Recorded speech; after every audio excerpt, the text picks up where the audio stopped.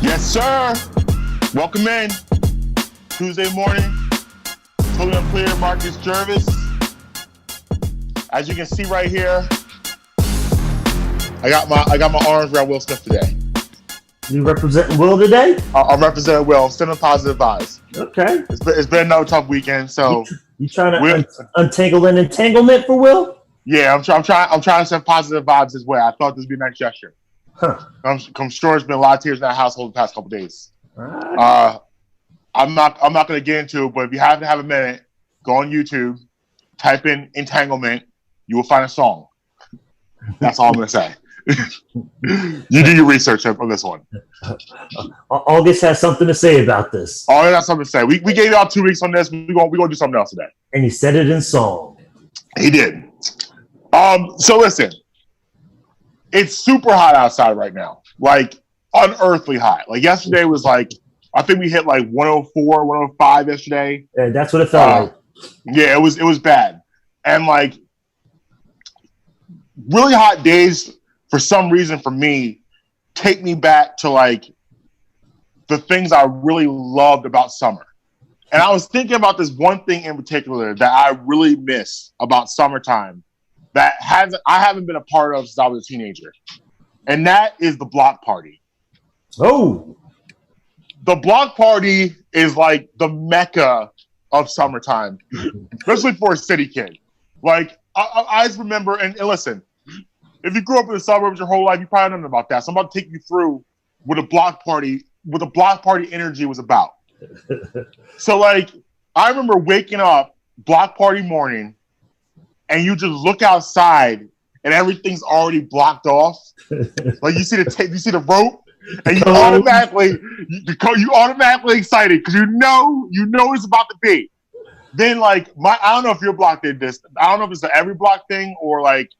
So I'm gonna ask you this. So my block, we used to rent these huge speakers from the city, and they put them on different ends, and we have someone in the middle DJing.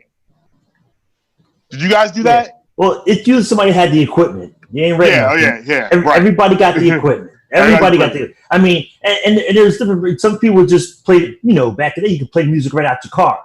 Mm-hmm. Everybody just got their car open. Yeah. Everybody on the same radio station, so no matter where you at, you hearing the same. You're good. So it's all different versions of it. Even in the suburbs, Right. It's if you had a cul-de-sac, that was always great because you're in this own little circle. And the cul-de-sac is the block party. Everybody comes to a little cul-de-sac. It's almost like one way in and one way out. Right. That's the deal. So you block it off, and the party's there. Right. But I believe the block party in the city, though, is more sacred I'm going to get into the big reason why I believe in a minute. But the next step would be, so I look outside, I see the ropes being roped off. I see the speakers at the end. Then I would start to smell the food because everyone, it's kind of like a potluck. Everyone just brings a table out on the sidewalk and sets the food up on the tables. So you can go literally from like whatever, because like on the city, you all know each other. Yes. So you're going from table to get the food. Whoever has the best whatever, you're going to that table. You go ribs down at Mr. Jim's house. You can get burgers down at Aunt Mary's house. You know what I mean? Then the desserts, that's Aunt Sarah. So I'm going to be over here with the desserts. But for me, the most exciting part of the block party was bike riding. Because when you ride your bike in the city on your block, you take your life in your hands on a normal day. Like you could die. Like you turn the corner crazy, it could be a car there, it could be it. Right. It can end. For the block party, you had no worries. You rode your bike in complete harmony and freedom. like you turn it arrogantly. You got the one hand and no hands. You zip it around. You see the stop sign, zip it back to the other side of the street, and like it was the best. It was the best. And then the cool thing too is you basically, because everyone would kind of gather in the middle of the street, so you rode your bike from sidewalks to sidewalks around the people. Which was it was kind of anticipated that no one's gonna get hurt. But that's kind of how you did it. But I just have that image in my head now. Like I miss the block party. So I'm gonna ask you, what is your favorite block party story?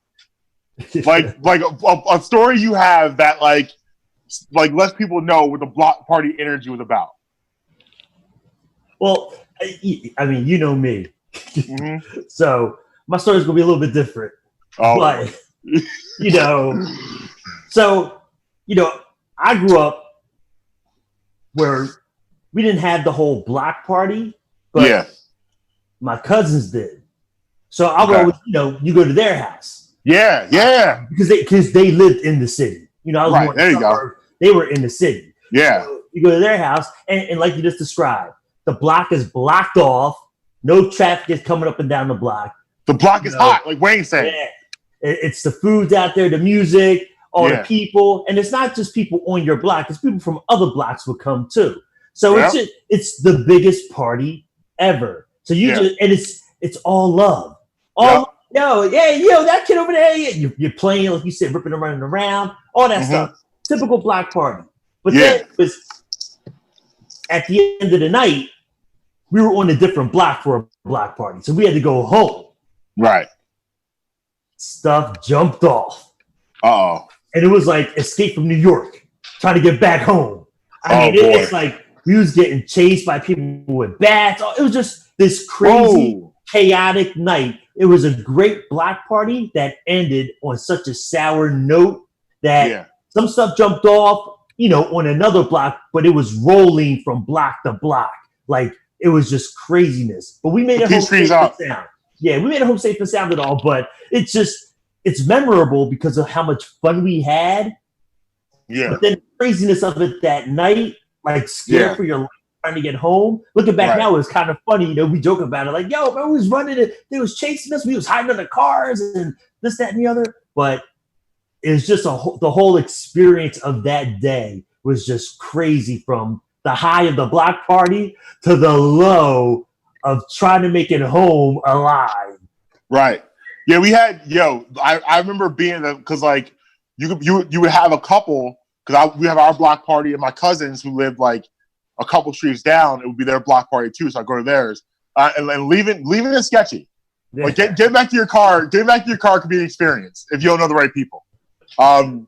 Like it was crazy, but it is the crazy of the car though. Like we had like my cousin would pull up. He was a cousin that would always show up like 5 hours late to the block party because he wanted to show off. Yep. New whip every year. So he would come at like 9:00, pull up, get out, buy ice cream for everybody on the block, and then leave. What are you doing? That was it. That was experience. You got the uncles over in the corner washing their car.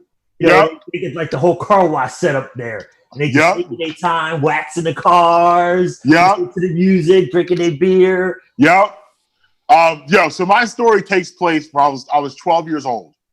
So I was becoming, I guess in block terms, I was probably like a junior in block terms. I was getting a little older, but I still wasn't the senior yet. I wasn't in the 16 to like 18, 19-year-old range. But I was still a little bit considered the younger one.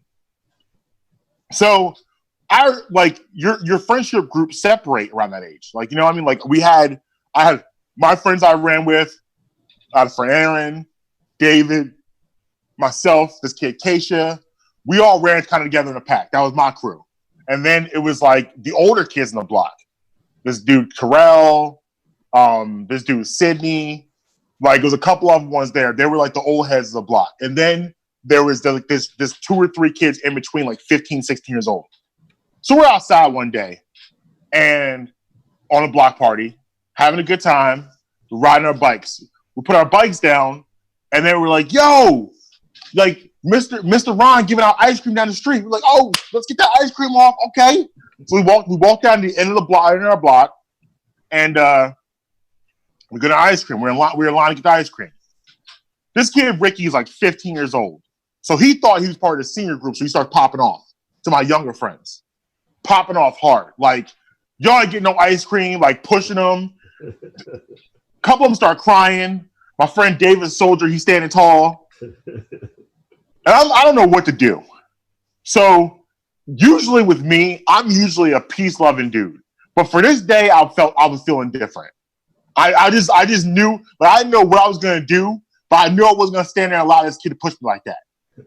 So he walks up to me and pushes my shoulder, my left shoulder. So I snapped back and said, and it's punched him dead in his mouth, right? He starts crying and runs down the street. We were all like, ah! Like, everyone's like, ah! What is it? So you know how it's a domino effect. Now the story is going from one block, the block down to the end of the block. We lived in the middle of the block. So my thing was, we like, oh! Then I was like, oh no, my mom. Mama gonna kill me. Yep. I sprint down to the other end. I'm trying to get to this story before somebody tells him. Ricky went and told my mama. Hand on the eye, tell my mom what's going on. So I'm like, listen, my mom back in the day did not play no games. Like the whoopings were different. They were different. She had a drawer of belts dedicated to whooping my behind. It was 1 through 5. I had to go pick a belt out. Go get number 3. Go get number 2. Number 1 with this belt. She didn't even wear the belt. It was just for whooping me. It was this huge, thick turquoise belt, like thick. Like you know, look like a weightlifting belt. Like you don't wear that. Where'd you even buy that for? Where'd you even get that from? So I'm stressed out, and I'm like, so we get in the house, right? She says, go in the house. I'm like, I'm mad because now I'm thinking I'm not gonna be able to get outside again. Like I ruined the block party experience. So she starts asking me what happened, which my mom never asked questions, but I was confused. I know what I said. Just jump right to the whooping. I said, we asking questions now? I didn't know. What's this about? So you know how you are a kid. You start telling your story, you start crying. I said, hey, Ricky, he said I wasn't gonna get no ice cream. Hey, he pushed Ari, pushed Keisha. I ain't know what to do. Mama, please, mama, please, mama, please, mama, please. So like, I thought like for sure the whooping was coming, but I was trying to plead my kids to get back outside. So then she goes, that's really what happened? I was like, yeah, yeah. She's like, okay, I believe you. Go back outside. I said, it was like the clown party. Oh, wait, is this a trick? Yeah. I started walking slowly to the door, like, is she gonna take me and bring me back in? Bro, I opened the door. By the time I opened the door, the legend had grown from block to block, side to side. Yo, I come outside, kids were like, hey, Marques, back outside! Marques outside! Somebody came up, gave me an ice cream cone. Like, everyone was like talking to me, the old heads. Yo, we heard what you did with Ricky. That's good stuff, youngin'. They all talking to me, they dapping me up. I said, yeah. Yo, that was one of the greatest days of my life. I stood up to a bully. I didn't get beat by mom for it. I got ice cream. It's great. Sounds like a good day. It's a great day. That's a good summertime day. It's a good summertime day. You can't argue with it, bro. But it's crazy. Like you go back to your childhood and the experiences. Like now, wait, real quick. Did you see this kid again? Yeah, I had nothing to say. Word, nothing at all, huh? Nothing to say. You can't say nothing to me now. Don't talk to me. Don't even look at me. Don't do it. Wow. Don't do it, Ricky. This kid, always a pretty Ricky. Always a pretty Ricky back in the day. Yep. He had the high top fade and everything. It's exactly how you picture it. Exactly how he looked. He went in the house. He went in the house to his grandma's house. He came back out, but no fanfare. People were looking at him like this. Little Marques knocked you out? Not little Marques. I was back in the day. When at 12. I had a little pencil neck. I was all tiny. I started growing like ninth grade when I started to get bigger. But like seventh grade, I was tiny. But it goes to show you, not the what is it? Not the dog in the fight, the fight in the dog. So I want to shift gears for a minute because something exciting is happening that I'm really really pumped for. So they've been doing this whole thing with rebooting shows now recently, right? Especially, I mean, I guess it's happened every generation. They've picked a couple shows to kind of reboot. I kind of remember growing up, being late '80s, seeing some shows from like my parents' generation come back. Like they brought back Leave the Beaver, the New Class, or something like that.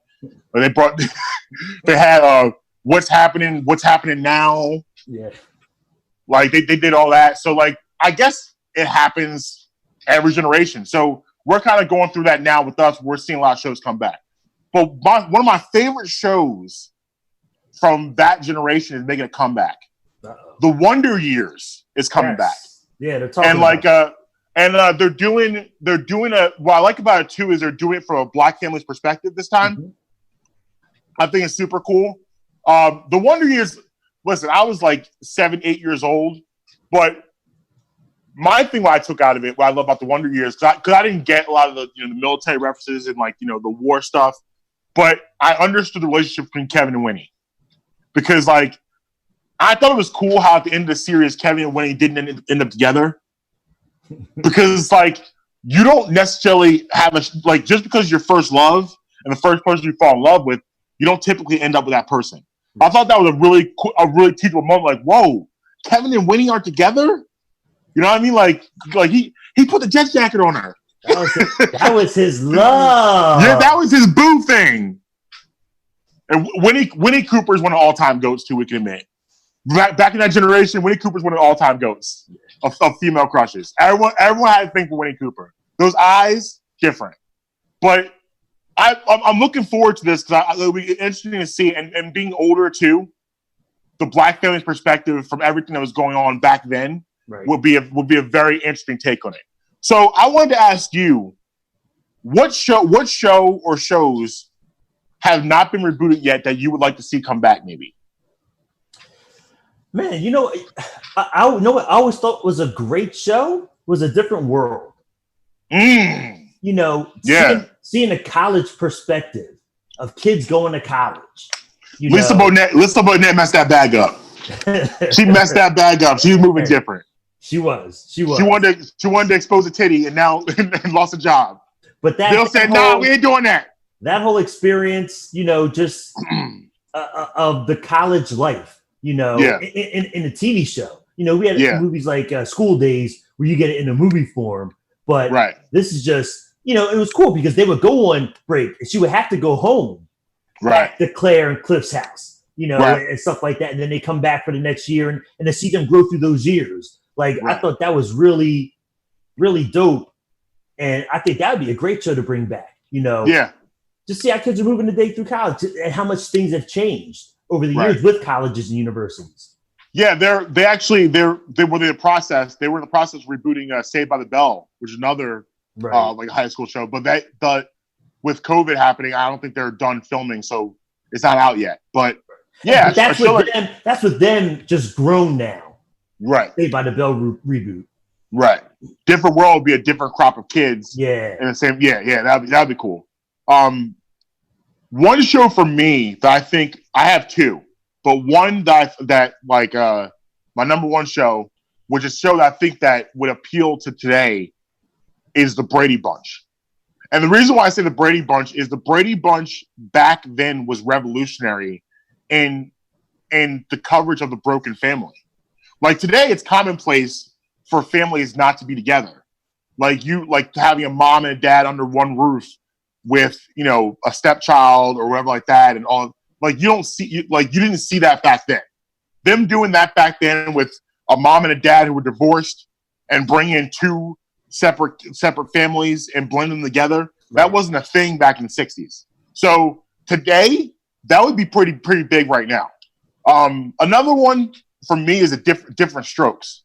But I like to do what they did with the Wonder Years. I like to reverse it. I like to have the black dad adopt, and have the black family and have them adopt, the white kid. They reverse it around and swing it around instead of the way it is now. Right. But those shows to me, like I said, the Wonder Years is going to be awesome because of the way that we're going to look at it. Because now it's funny. I went back a couple years ago. I think it was on Netflix. I started watching old Wonder Years episodes, and they hit different. But I was like, "Whoa, this show is deep." Like I know it was like that. That's this the is what we're talking perspective. about. That's right. the adult perspective on it. Right. It was deep. I was like, wow, I didn't realize, because all I cared about was Kevin and Paul and Winnie. That's the only storylines. I wasn't here for the dad. I hated Wayne, his foolishness, always trying to beat up Kevin. But like I was here for the dad and mom perspective, the mom in the house, and also too for women, the Wonder Years was revolutionary, as it was one of the first times you saw a woman standing up to a man in a household and having different opinions, like the struggle of her trying to find herself. All these things we kind of take for granted now. The Wonder Years was showing us, which was cool. Yeah. Yeah, no, like you said, definitely a good show, and the flip on it with the black family will be a different perspective. And I'm just curious how they're going to do that. Is it going to be in the same formula as the original Wonder Years? I better get narrated. I better get Daniel Stern now. Daniel Stern has to narrate this. I mean, it has to be Daniel Stern. It's going to be interesting to see how they do it. Curious to see how they do it. And if they do it the same way with the same type of relationship with them, going down the line. Yeah. Well, Fred Savage is involved. Okay. He's a part of this, what I like. So if he's involved, I'm assuming they're going to keep a similar format. Right. Because I'm sure he's going to want to stay true to the show. And I mean, I wouldn't be surprised if like you saw some sort of cameos like with the older cast. Right. Like just like doing something random and like just having that nostalgic feeling of them being involved. Yeah, they could be a neighbor or something like that, Right. All kinds of stuff. Right. But I hope it happens. I wish it well. And I think it's something the world desperately needs right now. A show like that. Because we don't, like, how many shows do we watch that has, like, substance and makes you think? But we ain't got a lot of those no more. Yeah. It's a lot of dummy TV. A lot of dummy TV. Yeah. And listen, I watch it. I'm not going to say I don't, but, like, it's been nice. This summer, actually, it's been nice that, like, I've been, like, we've been super active this summer with the family. So the TV been on black a lot, just not even watching it. And honestly, it's been a nice break. It's been good. Yeah, Daddy Day camp all day, all night. Daddy Day camp all. We ain't got time for television no more. We ain't got time for it. But yo, we're gonna take a quick break, and when we come back, we're all stubborn. We're all really stubborn people to a fault sometimes.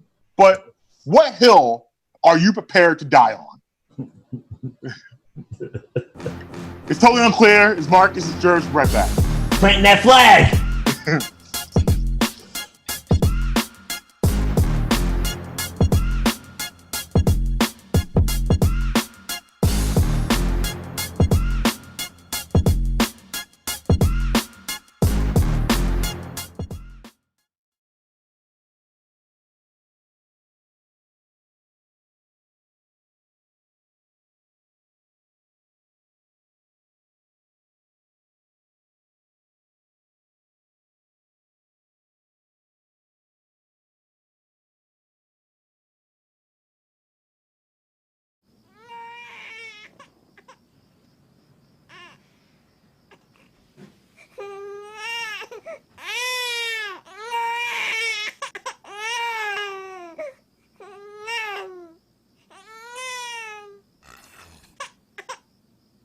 If you love them enough to suck the snot out of their nose at 4 a.m., then surely you'll check nhtsa.gov/the right seat to make sure they're in the right car seat.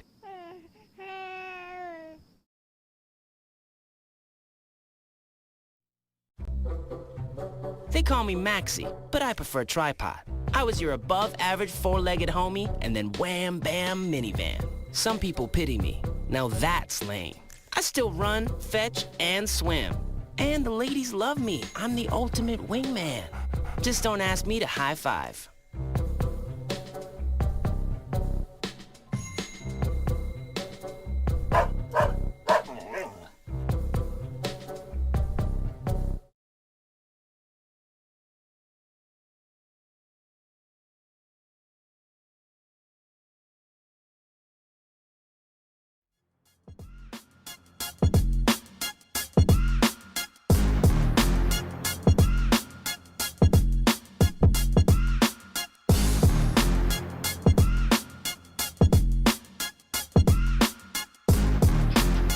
Welcome back. Totally Unclear, Marques, Gervase, Tuesday morning. So listen, I am a very stubborn person. I think people by now, after 33 episodes, 100% agree. Yep, I agree. 100%. Yeah, know that I stick to my guns. I am not easily swayed. I am hard-headed. Yes, now I agree. Even though I have those characteristics about myself, I also do think I can listen to other perspectives. And sometimes there are perspectives that change my opinion. And you can say something, I'm like, oh, you know what? I never thought of it that way. That's a good point. I'm with you.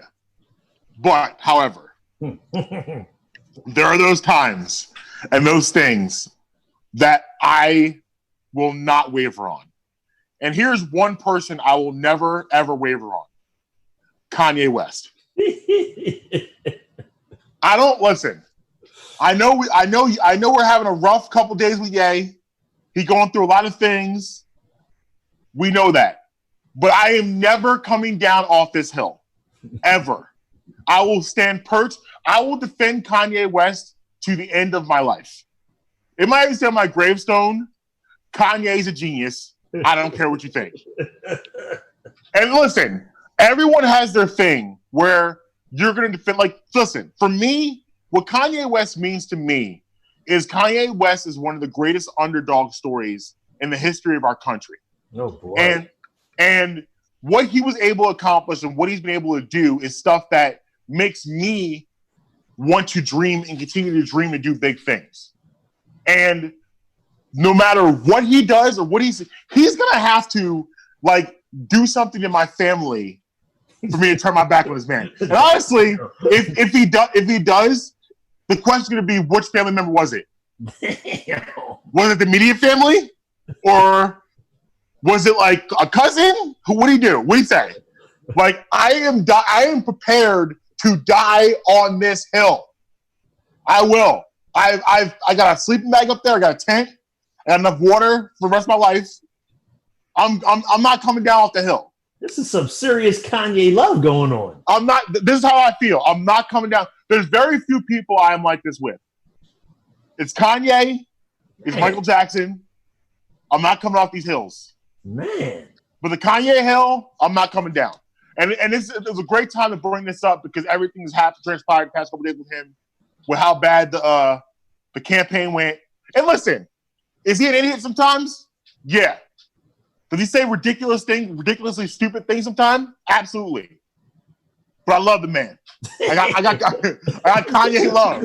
I ain't coming down. I'm not. Wow. So here's my question to you. Because I just picked my battle on my hill. What hill are you prepared to die on? Wow. You know what? It's not a person, but I'm prepared to die on that do the right thing hill. And not so much. The movie? No. It just the basic concept of doing the right thing. Because there are so many people out here who just don't do the right thing. And it could be on the most simplest, basic level of doing the right thing. Like you said, we were talking about earlier about Ricky the Bully. You know, like you see somebody getting bullied, do the right thing. You know, and that doesn't mean you got to go in and punch the bully in the face, but it could be something simple as just opening your mouth. Like, hey, what you doing over there? To stop that bully for that moment from bullying anymore at that moment. He might go bully tomorrow. That's a different story, but you just did something. You did the right thing at that moment. And I feel like people don't do enough of doing the right thing when they can in the moment. Yeah. It doesn't have to be this profound. You have to change somebody for the rest of their life. But just in the moment when things are hitting the fan, things aren't going right, people are just wilding out, do the right thing. Whatever that right thing would be. Like, we need more of that. Just people, and I'll never come off that hill. We always have to do the right thing. I try to do that as much as I can. Look, I don't do it all the time. I fail miserably at times, but I really do try to do the right thing every single day. If I see something, I try to do something about it. I actually have a story about doing the right thing, and it's actually the movie. Amber. No, not the movie. It's actually the moment Amber said she fell in love with me, where she knew I was the guy for her. Uh-oh. So it's a two-prong effect. So we were at Qdoba early on in our relationship. We went for lunch or dinner. I don't remember. It doesn't matter. And we're sitting outside, and I was inside getting our orders together. I look out the window. I see this guy talking to Amber. I was like, I guess she knows him, whatever. So I went back outside and I put our trays down, whatever. And she looked a little upset. And we started talking. And I was like, so I'm like, well, who's that guy? And she was like, oh, he was this guy. He was telling me a story. Like he is trying to get home. He lives in Colorado. And he's basically like backpacking. Like he basically ran out of money and stuff. But he didn't ask me for money. He asked me for food. Which for me in my head right away, I was like, this guy needs help. Because I would have been more leery if he asked for money. Right. But the fact he asked for food, I knew he was like in need of something. So I was sitting there and I was like, I look over the distance and he's still over there. So I just get up, I go over, I'm like, yo, bro, you good? You need anything? And he's like, I mean, listen, man, like I just really at this point, I just need a meal. So I took him inside. I let him pick out whatever he wanted, got his meal. And he was so thankful and sent him on his way. And that, it's weird with me. If that would have happened 5-7 years ago, I'd be like, man, forget him and his meal. That's exactly Marques' move, man. That's who I I think I believe that in people making you better, and I wanted to be better for her. So I was like, well, she's really upset about this. I need to be upset about this. This is a thing. And I was like, I can't help, so I'm gonna help. I think because she didn't feel comfortable at that point. If this was 2 years later, she'd have been like, babe, that guy, let's get that guy a meal. But we weren't at the point where she felt that she could say to me, I really would like you to do this. Mm-hmm. So because we were I was, it was early on. So, the first 6 months, you be sponsoring the relationship. The man be sponsoring. This meal is sponsored by Marques Bradham. Hoping to get laid. We pay for everything. Everything. That first time we you gonna get that or no? It's still me? Okay. All right. That first 6 months is all us. It's all me.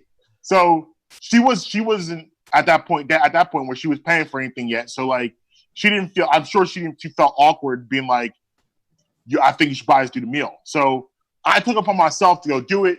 And you know what? It felt good to help.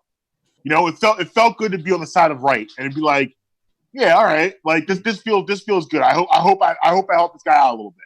You got that warm fuzzy feeling inside. I got the warm fuzzies in there. That grit heart I always talk about you have started growing. I don't have a grit heart. Bigger. That grit heart started getting bigger in your chest. Amber, I'm gonna get him a meal. Yeah, but that's what she says. She always tells that story as that's when the moment she knew that I was the guy for her.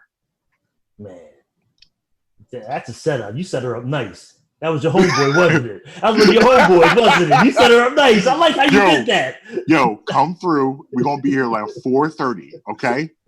Come through. Don't shower for at least 2 days. And just come slide in. I'm going to be inside. That is it, yo. Don't ask for no money, just ask for a meal. That's what. Yeah, that'd be nice finesse. Yeah, that'd be a nice finesse right there. Yeah, see, that's that move right there. That is the move. That'd be smart. I would do that type of move back in the day. Oh yeah. Oh, absolutely. I would do something Simon like that. Straight setup. Yeah, pulling every string you can to make it happen. You gotta. Sometimes you gotta hedge the bets. Yeah. Sometimes you gotta do that. Yeah. Sometimes you have to force the outcome you want. Yeah, absolutely. You gotta go for it. So here's the question I have for you. It is something I've been thinking about a lot lately. I was watching the show Double Shot of Love on MTV. It's Pauly D and Vinny. Yeah. It was funny. Last year, Amber and I saw a trailer for it, and we were like, no, absolutely not. We're not watching this. And then for some reason this year, we saw the trailer for the second season. We were like, oh, okay, this actually looks better than I thought. So we went back and watched the first season, and now we're invested. So an episode happened about a week and a half ago where this new character named, his name's Antonio, is called Pool Party Poppy. Pool Party Poppy, which is a great nickname. I like it. He has a girlfriend out east, and they're in Vegas right now. Which to me, listen, if I was 23, 24 years old, I have a shot to hang out with the Jersey Shore kids for the summer. I have a girlfriend. You're out. That's it. You're done. It's a wrap. Like, I'm going to Vegas. You're not coming in any capacity. I'm not bringing my phone book with your name in it. I'm not calling you. I'll be honest. Listen, babe. I'm 23 years old. We have something going, I know, but I gotta go have a summer right now. I will never have a chance to do this ever again. Wow. So I'm going to Vegas. So you just bought this meal for this homeless dude. Amber knows you the one, and she's got you. And no. That's not the same thing. It's not the same thing. You just said. I was 33. I was 33 years old at that point. I was in a different place in my life. Oh, okay. I would not do that now. I'm saying if I was 23, however, no, it's done. Why? Why would I do that? So I'm going to go to Vegas, be surrounded by all of these beautiful women, people hooking up over here, hooking up over there. I got to sit there like this, like, oh. Yep. I'm going home to Amber. No, but I'm not going home, though. That's the thing. I'm out here for 3 months. No. I'm doing my thing. It has to happen. But so this guy is trying to keep a relationship, but at the same time, he wants to have fun. So he has not hooked up with another girl. Okay. But he's talking, he's dancing, he's kind of like on the line a little bit. So it got me thinking. And I think that the lines really haven't been defined of what I'm about to bring up here. So I want to define the lines. And the question I'm going to ask you, Gervase, is flirting cheating? Be careful. People might be watching. You know what I mean? Careful on the answer, Gervase. That is always a murky line, if it's cheating or not. And normally it's how far do you go with the flirting? That's usually what it comes down to. Is how far are you going with this flirting? Yeah. Some people say, oh, you're a natural flirt. Just every time you open your mouth, you're saying something. Guilty. You know, so is that going too far? No, it's just that's how some people are. They just always saying something flirty and yada yada, but they would never cross that line. And I think it comes down to the person you are and the person you're with, knowing the type of person you are. You know, but even though that's the case, some people still can be uncomfortable with the simple flirting in that sense. Like, man, every time you open your mouth, you gotta be saying something. Like, that does bother the person you're with at times. So, like I said, it's that murky line of how far are you going with the flirting? Is it just, like you said, hey, every time you have a conversation, you're always saying something? Or is it more than that? Anything more than that is yes. I would say it that way. Anything more than that is a yes. You got to be with the right person to handle your personality. Absolutely. And I'll put it this way. So I have been in life, I've been blessed with the gift of the gab. I can talk. I can go in a room. I can talk to anybody. I love to talk. I love to communicate. I love to make people laugh. I love to laugh. So like when a lot of times when I talk to people, especially women, it comes across as I'm flirting when I'm not. I'm just being myself. I'm just talking. And like it's nice with Amber because Amber knows me. So if she sees me talking to somebody, it's not something that's going to be an issue later on. Like, and also to another thing with me is I love to dance. I happen to be good at dancing also. So when you can dance, what do you attract? Women. So a lot of times I'll dance with a girl. Now, here's the thing when I dance with women. I am extremely respectful. We ain't touching bodies. I might grab your hand and give you a spin, but we ain't coming here with the bottom parts. We ain't doing any of that. Hands don't drop to the hips. Yeah, you ain't looking back at me like that. That's a problem. When a girl looks back at you like this, you're doing something wrong. You cheated. When a girl hits you with this hand when you're dancing, you cheated. Maybe you're just a good dancer. No. Immediately, as soon as I get that, I'm going to come around to the other side to see my full face. We ain't doing that. So, but no, those aspects of who I am, they're big parts of my person. And if you're going to be with me, you have to accept that that's who I am. I don't mean disrespect by it. Right. And Amber too. Like Amber, I would say Amber is a very, like, Amber likes to laugh. She likes to, like, there's some, bro, you know there's those guys out there don't want their girls laughing at anybody else but them. They get mad when they go be laughing. And Amber has one of them, like, laughs. Like, like it's the funniest thing that ever happened in the world. Like, a lot of guys look at them like, what you laughing at? What's funny? Like, Weezer has a song about it. You ever heard Weezer's song? I need a girl who will laugh for no one else. I say, they got a song about it now. This is so true, because when they put that song out, I was laughing because, like, that's so true. There are guys that don't want their girls to laugh for anybody else but them, which is weird to me. Weird. That's weird. So, but, like, no, like, you got to be able to accept that person's personality. If you can't handle it, you shouldn't be with that person. I know in the past, in relationships in the past, it's been a problem for me where I've had to, I've gotten to like arguments with my significant other about, what were you talking to her about? Why are you talking to her? Or why you were out there dancing? Like, yeah, I like to dance. I can't help it that girls come to me when I dance. It's not my fault. What did I do? Like, and then you get the trust issues, stuff like that. So, like, but the thing is too with me is that, like, while I have all those characteristics of my personality where, I can talk to anybody and like I dancing, also like that, I don't take advantage of that stuff. You know what I mean? Right. Like, I don't take advantage of those freedoms. That's I'm giving the line. Right. But what about being Mr. Flirty? And again, it's that person is now going over that person doesn't understand that it's flirting. They may not know you have somebody else, or they may, even though not even care. But it's the fact that that person is now thinking that's going somewhere where it's not going. So that's, again, in that respect, you don't do anything wrong. You're being yourself. That person responded to you that way, thinking that there could be something here. That's when your significant other, though, still, that's the issue always, though. They're seeing that part of it, that, man, this girl's touching you now. She all over you. And you're not like, yo, don't touch me. Yeah, but you do it in a certain way, like, nah, that's cool, baby. Not, you can say I got somebody, whatever, but it's still that person's being aggressive about it, not getting the hint, not understanding. Right. That causes the issue. Still, it's the other person, but it's all based off of your flirty butt needs to tone down that flirtiness. Right.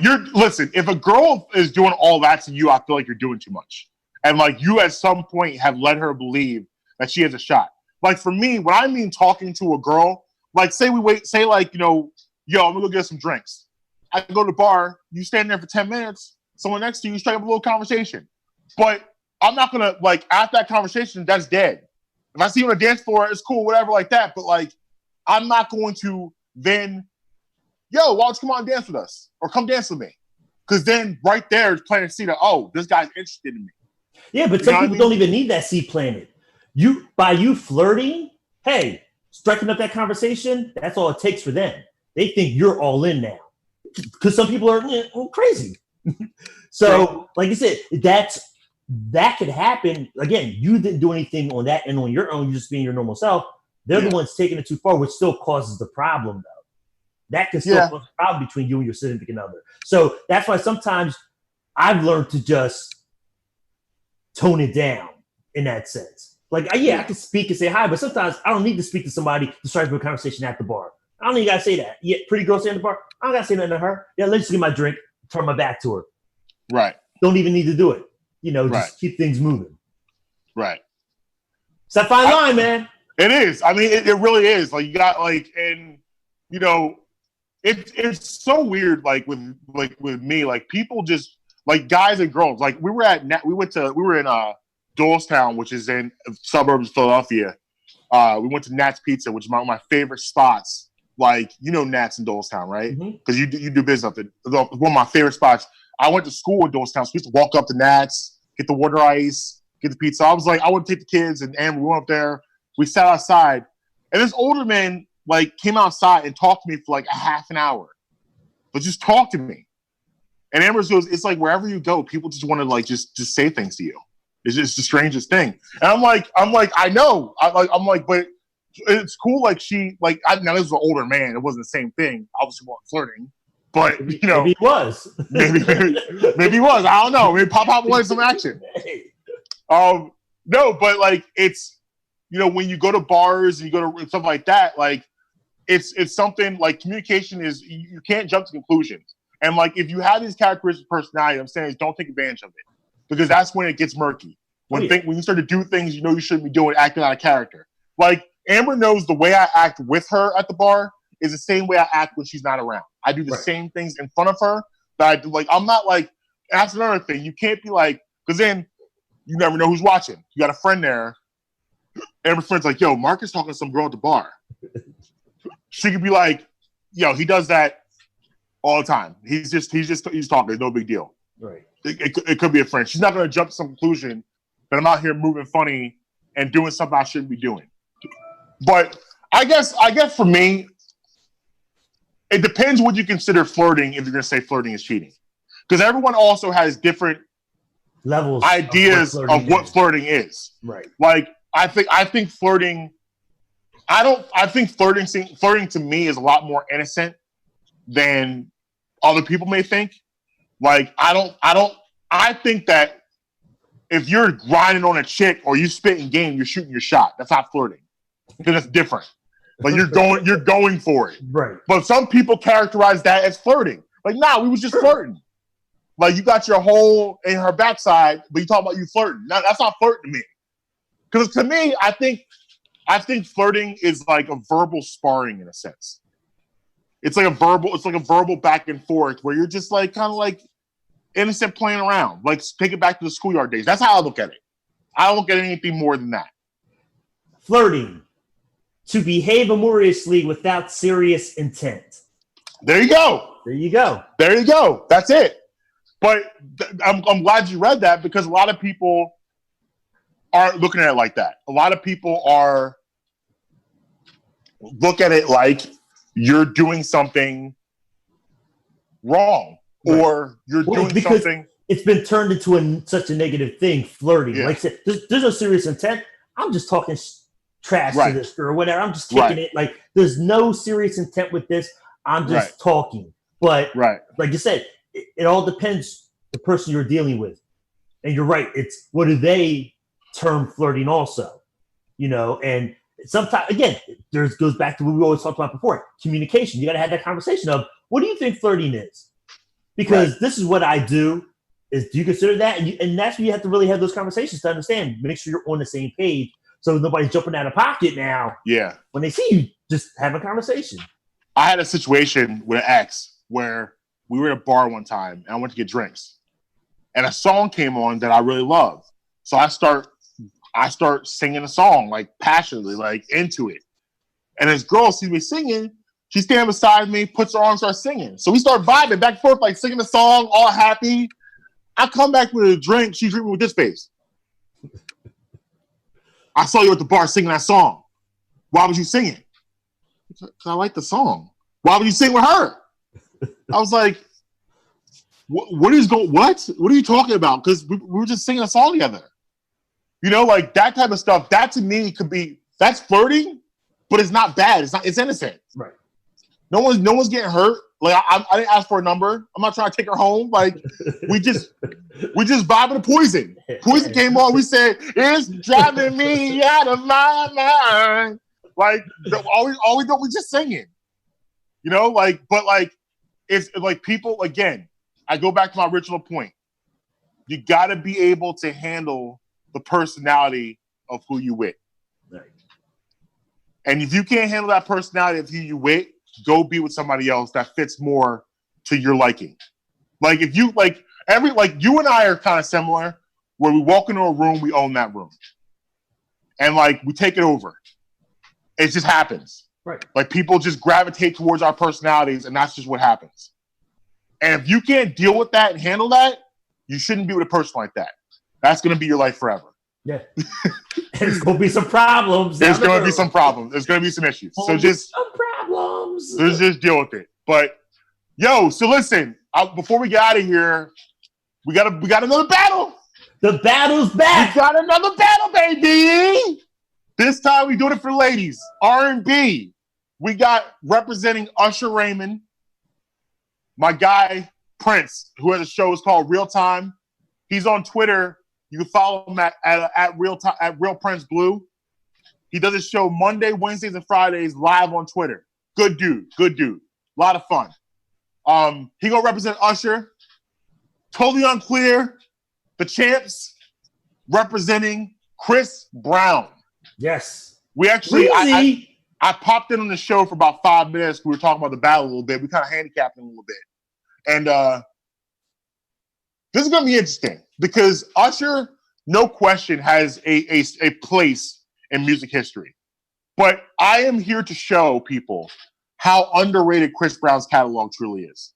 And the reason why I say that is because, listen, what happened with him and Rihanna definitely changed the course of his career. No doubt. We all recognize how wrong that was. No one's disputing that. And it changed the course of his career. I firmly believe that if that had never happened, we would have Chris Brown in the same category as we hold Michael Jackson. Whew. He would be dancing in that category. Chris Brown is the second or third most electric performer I've ever seen in my life, behind Michael Jackson and James Brown. Chris Brown, his catalog, and he's still doing it today. His music stands up to anybody. Like you look at Chris Brown would be a generational artist. We would be talking about him in this generation with Beyonce, talking about him with Bruno Mars, talking about him with Drake. We don't do that because he's not even really allowed to perform at award shows anymore. When was the last time you saw Chris Brown at an award show performing? You don't see it. He doesn't get that shine anymore. His songs, when they come out, he doesn't get a lot of the huge radio play that these other artists are getting because he doesn't have the image these other artists have. But I'm going to tell you right now, we're going to get down. I'm very confident with Breezy because Breezy's, I got 15 years of hits, bro. 15 years of hits. And Usher, while he had a nice run, Usher kind of fizzled around 2005. He had a little renaissance with the Raymond vs. Raymond album in like the 2011 or so. And maybe 2010. But he doesn't have the longevity that Chris Brown has. And I'm going to prove it. I'm excited. It's going to be fun. It goes down July 30th, 8 p.m. You can tune in on IG Live, check it out at Totally Unclear or at Real Prince Blue on his IG. We're going to do that. But we're going to go ahead and get out of here. Undefeated. Still. Undefeated. We'll go ahead and get out of here. Follow us at Totally Unclear on all platforms. Follow me at Marques B. Tweeting on all platforms. At St. Gerv everywhere. Until next week, Kanye West forever! You gonna get off that hill. Never. Late.